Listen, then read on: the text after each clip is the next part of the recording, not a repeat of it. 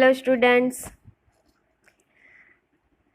આજે આપણે ગ્રામરની અંદર ડુ એઝ ડાયરેક્ટેડ ટોપિક ભણવાના છીએ.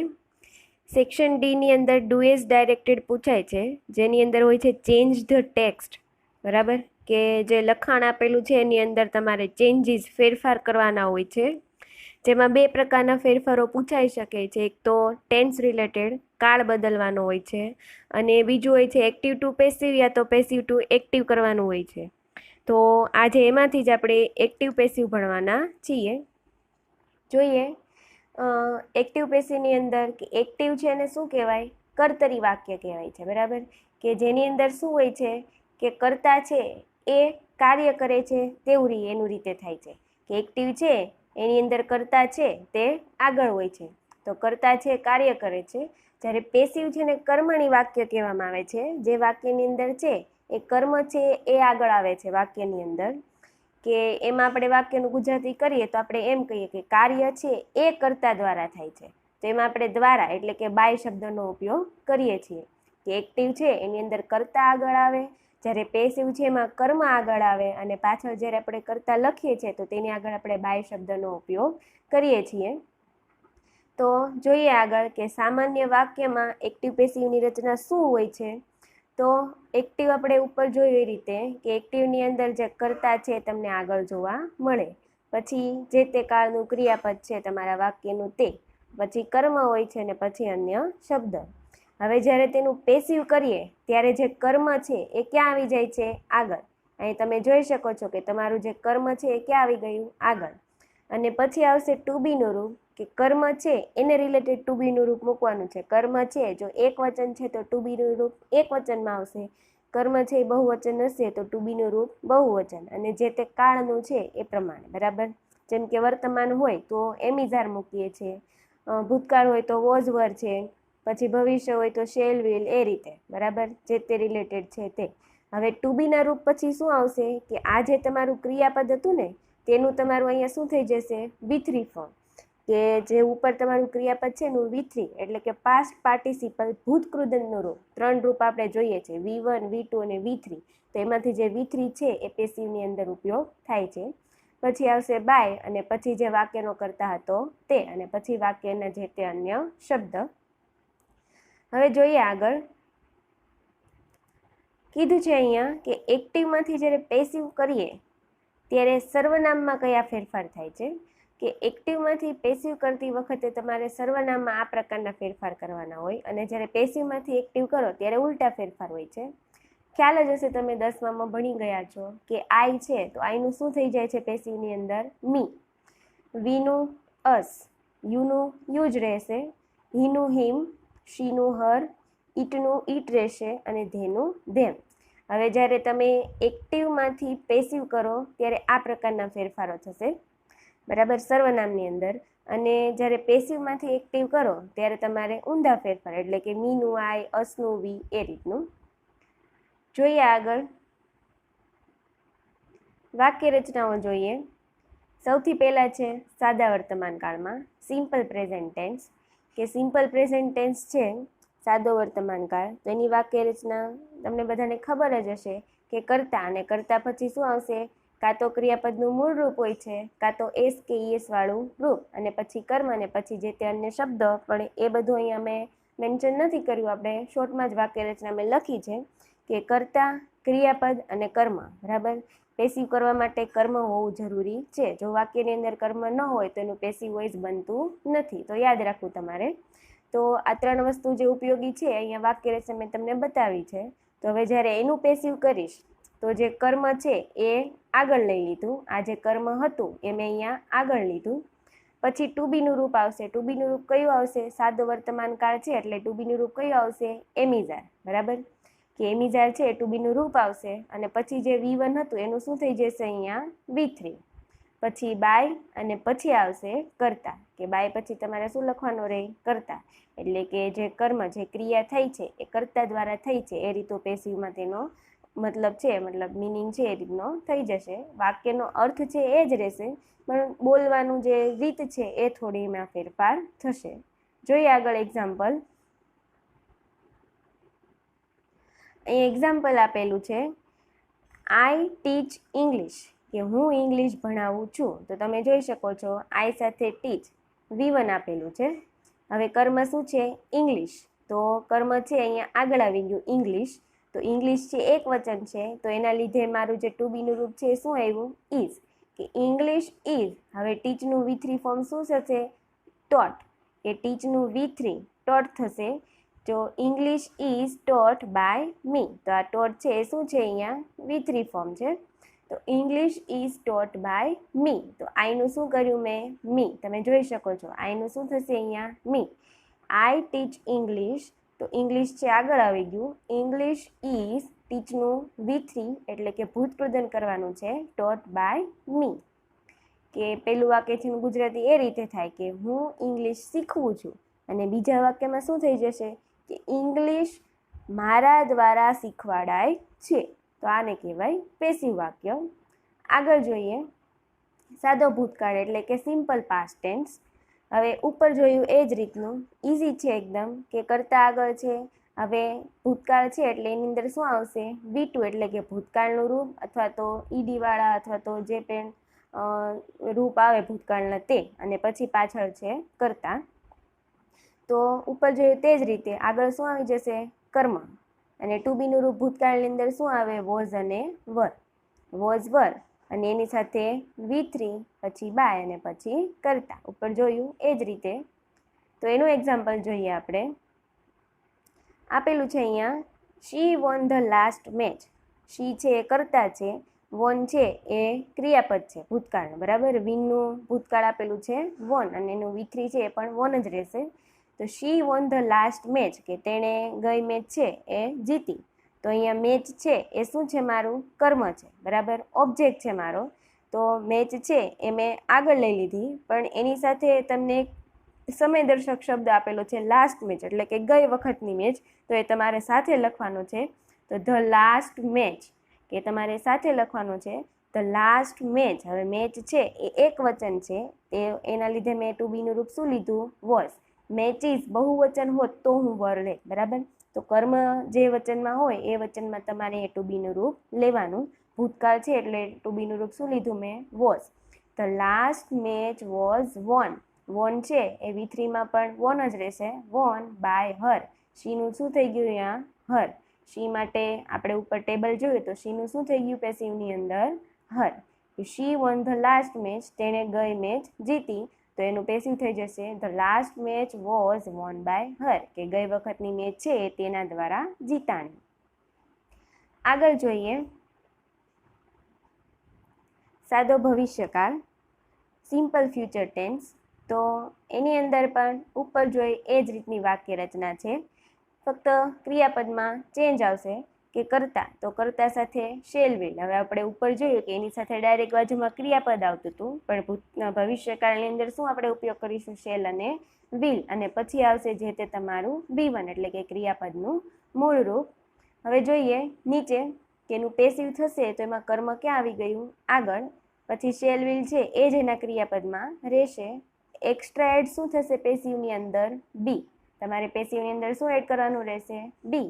અને પછી આવશે તમારું ભૂતકૃદંત એટલે કે V3, અને પછી બાય પ્લસ કરતા, બરાબર. શું યાદ રાખવાનું છે? શેલ વિલ, અને પછી તમારે શું યુઝ કરવાનું છે? બી, અને પછી આવશે ક્રિયાપદનું ભૂતકૃદંત V3. જોઈએ એક્ઝામ્પલ.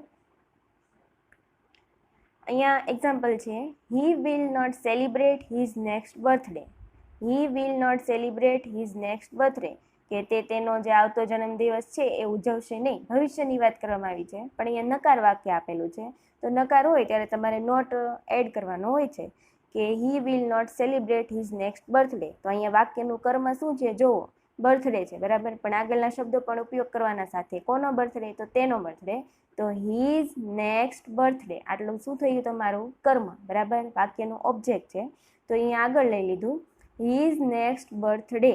વિલ નોટ સેલિબ્રેટ છે, તો આપણે ઉપર જોયું વિલ નોટ બી. બી છે ક્યારે ઉમેરે છે? નોટ પછી, બરાબર. નોટ નથી તો ડાયરેક્ટ વિલ બી સેલિબ્રેટેડ થાય, પણ નોટ છે એટલે તમારે બી ક્યાં ઉમેરવાનો? નોટ પછી. વિલ બી નોટ નહીં થઈ, શું થશે? તમારે નોટ પછી બી ઉમેરવાનો છે. એટલે will not be celebrated by him. તો સેલિબ્રેટ છે એનું V3 શું થઈ ગયું? સેલિબ્રેટેડ, ઈડી ફોર્મ લાગ્યું. અને હીનું શું થયું? Him. His next birthday will not be celebrate by him. તો આ હતું ભવિષ્યકાળનું પેસિવ. આગળ જોઈએ ચાલુ વર્તમાન કાળ એટલે કે કન્ટિન્યુઅસ પ્રેઝન્ટ ટેન્સ. બરાબર, એમાં શું આવશે? તો આઈએનજી વર્બ છે કે કરતા, તો કર્તાની સાથે વર્તમાન કાળ છે એટલે એમિઝાર આવશે, અને એમિઝાર સાથે જે તે ક્રિયાપદનું આઈએનજી વાળું રૂપ આવશે, અને પછી કર્મ છે. તો એનું પેસિવ કરીએ ત્યારે કર્મ આગળ આવી ગયો. કર્મ એક વચન બહુવચન જે તે લગતું હોય તો તેને લગતું એમિઝાર લખીશું. હવે આઈએનજીને બદલે તમારે અહીંયા શું લગાડવાનું છે? બીઈંગ, BEING, બીઈંગ લગાવવાનું. અને પછી જે તે તમારું જે આ વર્બ હતું, આઈએનજી વાળું વર્બ હતું ને, તેનું તમારે અહીંયા શું કરવાનું છે?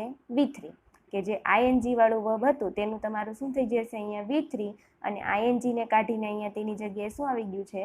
બીઈંગ. અને પછી આવશે બાય અને કરતા. શું કર્યું કે કર્મને રિલેટેડ એમિઝાર આવશે, અને પછી આઈએનજી વાળું વર્બ છે તેનું તમારે શું આવી જશે? બીઈંગ. અને પછી જે વર્બ છે એનું V3 બાય કરતા. એક્ઝામ્પલ જોઈએ. એક્ઝામ્પલ આપેલું છે આઈ એમ ડ્રાઇવિંગ અ કાર, કે હું કાર ચલાવી રહ્યો છું. તો આઈ એમ ડ્રાઇવિંગ અ કાર, તો અહીંયા મારું આઈએનજી વર્બ કયું છે? ડ્રાઇવિંગ. બરાબર, અને મારું કર્મ એટલે કે ઓબ્જેક્ટ કયું છે? A car. તો અ કાર છે એ મારું ક્યાં આવી જશે? આગળ, કે અ કાર. હવે અહીંયા એમ નથી લખવાનું તમારે, અહીંયા શું આવશે? તમારું જે કર્મ છે એને રિલેટેડ તમારું ટુ બીનું રૂપ આવે. તો કાર છે એક વચન છે એટલે એના માટે શું આવ્યું? ઇઝ. એમ નથી મૂકવાનું તમારે. તો અ કાર ઇઝ, અને આઈએનજી માટે મેં શું લખ્યું અહીંયા? બીઈંગ. અને ડ્રાઈવ છે એનું ભૂતકૃદન શું થઈ જશે? ડ્રાઈવન. ડ્રાઈવ, ડ્રોવ અને ડ્રાઈવન, આ 3 રૂપ થાય છે. બરાબર, તો V3 શું થશે? ડ્રાઈવન બાય મી. આઈનું શું કર્યું અહીંયા? મી. બરાબર, તો car is being driven by me. આગળ જોઈએ ચાલુ ભૂતકાળ છે જેને કન્ટિન્યુઅસ પાસ્ટ ટેન્સ કહેવાય છે. ઉપર જેવી સિમ્પલ વાક્ય રચના, ફક્ત શું ચેન્જ થશે? ટુ બીના રૂપ, કે ઉપર એમિઝાર હતા તો અહીંયા શું યુઝ થશે? વોઝ વર. બાકીનું સેમ ટુ સેમ, કરતા, વોઝ વર, આઈએનજી વર્બ અને કર્મ. તો એનું પેસિવ છે તો કર્મ આગળ આવી ગયો. કર્મને લગતું વોઝ વર મૂકવાનું છે, એક વચન બહુવચન જે હોય તે. પછી બીઈંગ, અને પછી વર્બનું થઈ જશે V3, પછી બાય, અને પછી કરતા. એક્ઝામ્પલ જોઈએ. He was reading a novel. Was છે શું આપેલો છે? ભૂતકાળ, કે he was reading a novel. તો અહીંયા નોવેલ છે એ મારું શું થયું? કર્મ, અને હી છે મારો કરતા. તો જોઈએ કર્મ છે એને આગળ લાવીએ એટલે કે નોવેલને આગળ લાવીએ તો અહીંયા આવી ગયું અ નોવેલ, જે તે આર્ટિકલ હોય તેની સાથે જ લખવાનું અ નોવેલ. હવે આ વોઝ છે મેં ઉપર વોઝ હતું એટલે વોઝ નથી લખ્યું. વોઝ કોના માટે લખ્યું? નોવેલ માટે. નોવેલ છે એક વચન છે તેથી અહીંયા શું આવશે મારું ટુ બીનું રૂપ? વોઝ. Novel was being. બરાબર, રીડિંગ છે તો એમાં આઈએનજીનું બીઈંગ ક્યાં લગાવ્યું મેં? અહીંયા આગળ. અને રીડનું V3 શું થશે? રીડ. V1, V2 અને V3 ત્રણેયમાં રીડ જ આવે, ફક્ત વાંચવામાં ફરક આવે છે. V1 છે એને રીડ વાંચીએ, V2 ને રેડ વચાય છે, અને V3 ને પાછું રીડ વાંચવાનું હોય છે. બાય હિમ, હીનું શું થઈ ગયું અહીંયા? Him. A novel was being read by him. તો આ થઈ ગયું ચાલુ ભૂતકાળનું પેસિવ વોઇસ. જોઈએ આગળ ચાલુ ભવિષ્યકાળ એટલે કે કન્ટિન્યુઅસ ફ્યુચર ટેન્સ. તો એની એક્ટિવની વાક્ય રચના જોઈ લઈએ. પેસિવ એનું થતું નથી એટલે મેં અહીંયા વાક્ય રચના છે લખી દીધી, એટલે તમને કાળની સાથે સાથે માહિતી મળી જાય કે એમાં શું આવશે વાક્ય રચના. તો કરતા સાથે શેલ વિલ અને ડાયરેક્ટ આઈએનજી નહીં આવે. તમારે ધ્યાન રાખવાનું છે એમાં એક્સ્ટ્રા શું એડ થશે? બી, અને પછી આઈએનજી વર્બ તમારે લખવાનું રહે છે કે કરતા, શેલ વિલ, બી અને પછી આઈએનજી આવે છે, અને પછી કર્મ. અને ચાલુ ભવિષ્યકાળનું પેસિવ વોઇસ થતું નથી, યાદ રાખવું, ઉપયોગમાં લેવાતું નથી. આગળ જોઈએ. આગળ છે પૂર્ણ વર્તમાન કાળ એટલે કે પ્રેઝન્ટ પરફેક્ટ ટેન્સ અથવા તો પરફેક્ટ પ્રેઝન્ટ ટેન્સ, કે કોઈ ક્રિયા છે એ હાલમાં જ પૂરી થઈ છે, મતલબ હમણાં જ પૂરી થઈ છે, તો એના માટે શું આવે? પૂર્ણ વર્તમાન કાળ.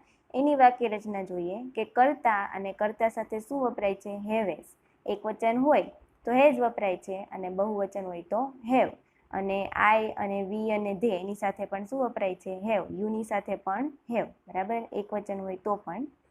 તો કરતા એની સાથે હેવેઝ અને અહીંયા તો V3 જ વપરાય છે એટલે પેસિવની અંદર પણ એ જ રૂપ રહેશે. V3 સેમ ટુ સેમ પેસિવની અંદર રહે છે. તો જોઈએ કે કરતા, હેવેઝ, V3 અને કર્મ છે. તો ઉપર જોયું તે જ રીતે કર્મ આગળ આવી ગયું. હવે કર્મને રિગાર્ડિંગ તમારે હેવેઝ લખવાનું છે. કર્મ એક વચન તો હેઝ અને કર્મ બહુવચન તો હેવ. એક્સ્ટ્રા શું એડ થશે પેસિવની અંદર? તો બીન. શું એડ થશે અહીંયા? બીન. અને બીન પછી આવશે તમારું V3, જે ઉપર હતું તે જ સેમ ટુ સેમ અહીંયા આવશે, એટલે V3 ની અંદર કોઈ ચેન્જ થશે નહીં. અને પછી બાજુમાં બાય અને કરતા. એક્ઝામ્પલ જોઈ લઈએ. They have completed their projects. કે તેઓએ તેમના પ્રોજેક્ટ છે એ કમ્પ્લીટ કર્યા, મતલબ હમણાં જ કર્યા હશે, હમણાંની ક્રિયા છે એ દર્શાવી છે. તો અહીંયા ધે છે બહુવચન છે, તેથી અહીંયા હેવ વપરાયું છે. V3 આપેલું છે કમ્પ્લીટેડ. ધેર પ્રોજેક્ટ છે એ તમારું કર્મ છે, તો ધેર પ્રોજેક્ટ છે અહીંયા આગળ આવી ગયું. ધેર પ્રોજેક્ટ્સ છે એટલે બહુવચન છે. ખાલી પ્રોજેક્ટ હોત તો હેઝ આવે, બરાબર. તો ધેર પ્રોજેક્ટ્સ બહુવચન છે એટલે શું આવ્યું? હેવ. પછી એક્સ્ટ્રા વર્ડ શું આવ્યો? Been. Their projects have been completed by them. ધેનું શું થઈ ગયું? ધેમ. આ જે ધે વર્ડ છે એનું તમારે અહીંયા શું કરવાનું છે? ધેમ. બરાબર, તો ખ્યાલ આવી ગયો હશે તમને. Their projects have been completed by them. તો આ હતો પૂર્ણ વર્તમાન કાળ. આગળ જોઈએ પૂર્ણ ભૂતકાળ. Past perfect tense. સિમ્પલ ઉપર હતું તે જ રીતનું, ફક્ત ચેન્જ કેટલો થશે? હેવેઝને બદલે શું આવે? હેડ. અને એ તમારે એ જોવાનું નથી રહેતું કે એક વચન છે કે બહુવચન. સિમ્પલી શું આવશે? હેડ જ યુઝ થાય છે. અને બાજુમાં V3 કે કરતા, હેડ, V3 અને કર્મ. તો એનું પેસિવ વોઇસ શું થશે? તો કર્મ આગળ આવી ગયો. ઉપરની જેમ હેવેઝને બદલે અહીંયા શું આવશે? હેડ. અને એક્સ્ટ્રા શું એડ થઈ છે અહીંયા? બીન. કે કર્મ, હેડ, બીન, V3 બાય અને કરતા. V3 જે ઉપર છે તે જ સેમ ટુ સેમ અહીંયા યુઝ થશે, એટલે V3માં પણ કોઈ ફેરફાર કરવાનો રહેશે નહીં. એક્ઝામ્પલ જોઈએ. He had sold his scooter last week. તેણે તેની જે સ્કૂટર છે ગયા અઠવાડિયે વેચી હતી. તો he had sold. સોલ્ડ છે એટલે કે વેચવું. his scooter તમારું જે કર્મ ઓબ્જેક્ટ છે શું છે? સ્કૂટર. અને લાસ્ટ વીક એ સમયદર્શક શબ્દ આપેલો છે, બરાબર, ગયા અઠવાડિયે. તો એ સમયદર્શક શબ્દ છે એને તમારે વાક્યના અંતે જ મૂકવાનો છે. તો તમારું કર્મ કયું છે? His scooter. તો હિઝ સ્કૂટર ક્યાં લીધું મેં? આગળ. હિઝ સ્કૂટર, બરાબર. તો હિઝ સ્કૂટર, તો સ્કૂટર છે એ એક વચન છે અને અહીંયા તો તમારે એક વચન બહુવચન જોવાનું જ નથી. સિમ્પલી શું આવશે? હેડ, બરાબર. વર્તમાન કાળ હોય ત્યારે જોઈએ આપણે હેવ અથવા તો હેઝ માટે, પણ ભૂતકાળની અંદર તો હેડ જ યુઝ થઈ છે. તો his scooter had been. Extra word કયો આવ્યો અહીંયા? બીન. અને સોલ્ડનું જે V3 છે એ સેમ ટુ સેમ અહીંયા V3 રહેશે. his scooter had been sold by him. હીનું શું થઈ ગયું અહીંયા? હિમ. કે આ જે હી હતું તેનું અહીંયા શું કર્યું છે? હિમ. હીનું હિમ. અને જે સમયદર્શક શબ્દ હતો લાસ્ટ વીક એ તમારે વાક્યના અંતે લખી દેવાનો. his scooter had been sold by him last week.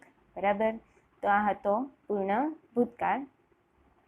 આગળ જોઈએ પૂર્ણ ભવિષ્યકાળ. હવે પૂર્ણ ભવિષ્યકાળની અંદર કઈ રીતની વાક્ય રચના આવશે? તો કરતા સાથે આવશે શેલ અને વિલ. યાદ રાખજો, ઉપર વર્તમાન, પૂર્ણ વર્તમાન કાળ અને પૂર્ણ ભૂતકાળની અંદર આપણે એમ ઇઝ આર અને વોઝ વેર નથી વાપર્યા, પણ જે કરતાના શેલ વિલ છે, બરાબર, એ ભવિષ્યકાળની અંદર આપણે પૂર્ણ ભવિષ્યકાળની અંદર પણ વાપરવાના છે. પણ એને પૂર્ણકાળ બનાવવા માટે શેલ વિલની બાજુમાં શેનો ઉપયોગ થશે? હેવનો, બરાબર. કરતા, શેલ વિલ, હેવ અને પછી જે તે ક્રિયાપદનું V3 ફોર્મ એટલે કે ભૂતકૃદંત આવશે અને પછી કર્મ. તો જોઈએ તેનું પેસિવ વોઇસ શું બનશે. તો કર્મ આગળ આવી ગયું.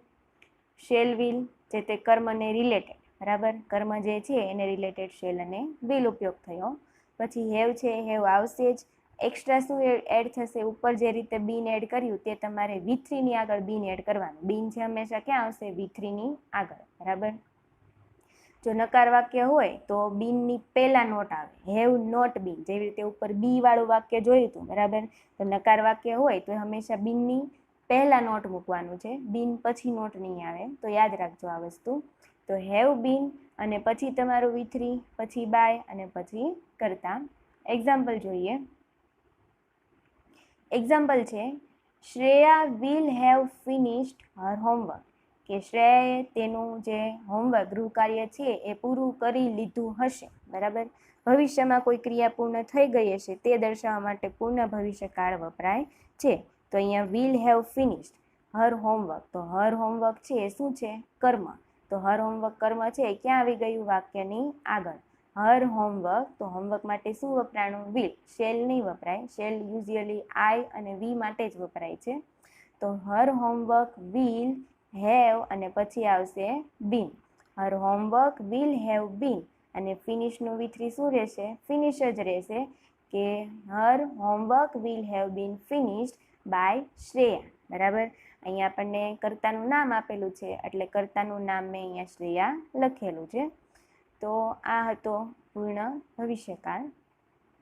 આગળ જોઈએ સહાયકારક ક્રિયાપદ. સામાન્ય સહાયકારક માટે કે સિમ્પલ મોડલ ઓક્ઝિલરી વર્બ્સ આવે છે તેના માટે કયા કયા ઓક્ઝિલરી વર્બ હોય? તો મેં અહીંયા નીચે તમને દર્શાવ્યા છે.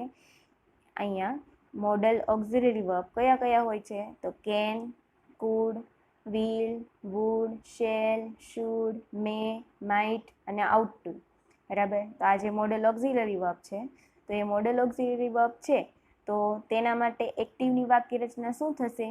તો કર્તા પછી જે તે મોડલ ઓક્ઝિલરી વર્બ છે તે, આમાંથી કોઈ પણ વર્બ હોય તે, પછી આવે V1 ક્રિયાપદનું મૂળ રૂપ અને પછી આવશે કર્મ. તો એનું પેસિવ કઈ રીતે થશે? તો કર્મ આગળ જેમ ઉપર કરતા હતા એ જ રીતે, પછી આવશે જે તે મોડલ ઓક્ઝિલરી વર્બ અને એક્સ્ટ્રા શું એડ થશે? બી. શું એડ થશે? બી અને પછી આવશે V1 નું V3. કર્મ, મોડલ ઓક્ઝિલરી વર્બ, બી અને પછી V1 નું શું થશે? V3 અને પછી બાય અને કરતા. એક્ઝામ્પલ જોઈએ. જેમ કે અહીં એક્ઝામ્પલ આપેલું છે he can speak any foreign language. તો કેન છે શું છે? ઓક્ઝિલરી વર્બ, બરાબર. કે he can speak any foreign language, તે કોઈ પણ વિદેશી ભાષા છે બોલી શકે છે. તો સ્પીક છે એ મારું V1 છે. હંમેશા મોડેલ ઓક્ઝિલરી પછી શું આવશે? V1 ક્રિયાપદનું મૂળ રૂપ આવશે. He can speak any foreign language, તો એની ફોરેન લેંગ્વેજ છે એ મારું શું છે? કર્મ, એટલે કે ઓબ્જેક્ટ છે. તો એનું પેસિવ વોઇસ કરતી વખતે એની ફોરેન લેંગ્વેજ છે ક્યાં આવી જશે? આગળ. એની ફોરેન લેંગ્વેજ પછી કેન, બરાબર. ઉપર જે મોડલ ઓક્ઝિલરી હતું તે જ અહીંયા લખવાનું છે. એક્સ્ટ્રા તમારે શું એડ કરવાનું છે? અહીંયા બી. પેસિવની રચનામાં તમારે કેન પછી શું એડ કરવાનું છે? Be. Any foreign language can be spoken. સ્પીકનું શું થઈ જશે? સ્પોકન. V3 શું થશે? સ્પોકન. સ્પીક, સ્પોક અને સ્પોકન. તો V3 છે સ્પોકન બાય હિમ. હીનું શું થઈ ગયું? હિમ. તો any foreign language can be spoken by him, કે કોઈ પણ વિદેશી ભાષા છે એ તેના દ્વારા બોલાઈ શકે છે. તો અહીંયા આપણે દ્વારા શબ્દનો ઉપયોગ કરીએ છીએ. આ હતું સામાન્ય સહાયકારક. હવે આગળ જોઈએ પૂર્ણ સહાયકારક. જેમ આપણે સાદો કાળ જોયો હતો, સાદો વર્તમાન કાળ, તો એનો બી પૂર્ણ કાળ હતો. એવી રીતે આ જે સહાયકારક મોડલ ઓક્ઝિલરી છે તેનો પણ પરફેક્ટ રૂપ આવે છે. તો એની અંદર ફક્ત હેવ અને V3 એડ થશે. સામાન્ય હતું તેમાં V1 આવતું હતું, જ્યારે એની અંદર શું આવશે? V3, કે કરતા એની બાજુમાં મોડલ ઓક્ઝિલરી જે આપણે આગળ વર્બ જોયા કેન, કુડ વાળા તે, અને પછી શું થશે? Add have. જેવી રીતે વર્તમાન કાળમાં હેવ, પૂર્ણ વર્તમાન કાળમાં હેવ V3 હતું, તેવી જ રીતે અહીંયા શું આવી જશે? હેવ અને પછી ક્રિયાપદનું V3 એટલે કે ભૂતકૃદંતનું રૂપ અને પછી કર્મ. તેનું પેસિવ કરીએ ત્યારે કર્મ આગળ મોડલ ઓક્ઝિલરી આવી ગયું, હેવ આવી ગયું. હવે જેવી રીતે પૂર્ણ વર્તમાન કાળમાં આપણે હેવ પછી બીન લગાવ્યું હતું એ જ રીતે અહીંયા પણ પૂર્ણ ઓક્ઝિલરીમાં બીન લાગશે અને બીન પછી આવશે V3. અને જો નકાર વાક્ય હોય તો બીનની પહેલાં તમારે નોટ લગાવવું. પછી બાય અને પ્લસ કરતા. Modal auxiliary have plus been plus V3 plus by plus કરતા. એક્ઝામ્પલ જોઈએ એટલે વધુ ખ્યાલ આવે. એક્ઝામ્પલ છે they could have won that match if they had tried. કે શું કીધું છે કે જો તેઓએ પ્રયત્ન કર્યો હોત તો તેઓ તે મેચ છે એ જીતી શક્યા હોત. બરાબર. તો અહીંયા કુડ હેવ વોન કે જીતી શક્યા હોત એક ઇમેજનરી સેન્ટેન્સ કે જો પ્રયત્ન કર્યો હોત તો તેઓ મેચ જીતી શક્યા હોત. તો અહીંયા મારું કર્મ શું છે? મેચ જીતવું. બરાબર. That match. કર્મ શું થશે? That match. કરતા કોણ છે? દે. હવે વાક્યની અંદર જ્યારે પણ કોઈ અન્ય વાક્ય આપેલું હોય ત્યારે તેનું પેસિવ નથી કરવાનું હોતું. તમારે શેનું પેસિવ કરવાનું છે? મેઇન વાક્ય છે તેનું. અને બીજા વાક્યમાં તો કોઈ કર્મ આપેલું જ નથી. તો જોઈએ, ધેટ મેચ છે એ કર્મ આગળ. ધેટ મેચ કુડનું કુડ જ રહેશે. હેવનું હેવ. એક્સ્ટ્રા શું એડ થશે? Been. That match could have been won છે એ ઉપર બી V3 જ આપેલું હતું તો નીચે પણ V3 જ આવશે, એટલે એમાં કોઈ પણ પ્રકારનો ફેરફાર થશે નહીં. તો ધે કુડ હેવ વોન, તો એનું શું થઈ જશે? That match could have been won. ધેનું શું થશે? ધેમ. બરાબર. ધેનું પેસિવ શું થશે? ધેવ. By them. પછી પાછળનું જે વાક્ય હતું એ એઝ ઇટ ઇઝ લખી દેવાનું. If they had try. તમારે એનું કોઈ પણ પ્રકારનું પેસિવ કરવાનું નથી. ફક્ત પેસિવ શેનું થશે? આગળના વાક્યનું. That match could have been won by them if they had try. તો અહીંયા સુધી આજે રાખીએ. આગળનું આપણે આગળના લેક્ચરમાં જોઈશું. અને આગળના લેક્ચરમાં જે એક્ઝામમાં જે રીતે પેરેગ્રાફ પૂછાય છે તે એક્ઝામ્પલ આપણે જોઈશું.